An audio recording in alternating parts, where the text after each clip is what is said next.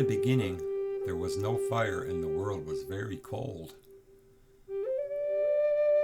Then the spirits who lived up in the heavens sent their lightning and put fire into the bottom of a hollow sycamore tree, which grew on an island. The animals all knew it was there because they could see the smoke coming out of the top, but they could not get to it on account of the water. So they held a council to decide what to do. This was a very, very long, long time ago. Every animal was anxious to go after the fire.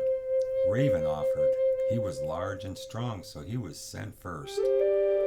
He flew high and far across the water and lighted on the sycamore tree. There he perched, wondering what to do next. Then he looked at himself. The heat had scorched his feathers black. Raven was so frightened he flew back across the water without any fire. Then the little screech owl offered to go. He flew high and far across the water and perched upon a hollow tree. As he sat there looking into the hollow tree, wondering what to do, a blast of hot air came up and hurt his eyes. Screech Owl was so frightened. He flew back as best he could because he could hardly see, and that is why his eyes are red even to this day.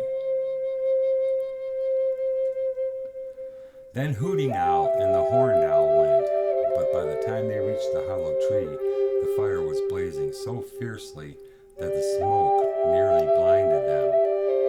The ashes carried up by the breeze made white rings around their eyes. So they had to come home without fire. Therefore, they have white rings around their eyes. Well, none of the rest of the birds would go to the fire. But then, the racer snake, he said he would go through the water and bring back fire. He swam to the island and crawled through the grass to the tree. Then he went into the tree by a small hole at the bottom. But the heat and smoke were dreadful. The ground at the bottom of the tree was covered with hot ashes. The racer darted back and forth trying to get off the ashes, and at last managed to escape through the same hole by which he had entered. But his body had burned burnt black. Therefore he is now the black racer. And that is why the black racer darts around and doubles on his tracks as if trying to escape. Then the great black snake, the climber, offered to go for fire. He was much larger than the black racer. Black Snake swam over to the island and climbed up the tree on the outside, as the black snake always does. But when he put his head down into the hole, the smoke choked him so that he fell into a burning stump. Before he could climb out, he too was burnt black. So the birds and the animals and the snakes held another council. The world was still very cold. There was no fire.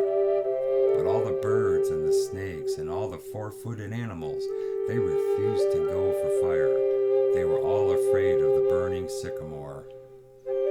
Then Water Spider said she would go. Now this is not the water spider that looks like a mosquito, but the other one, the one with black downy hair and red stripes on her body.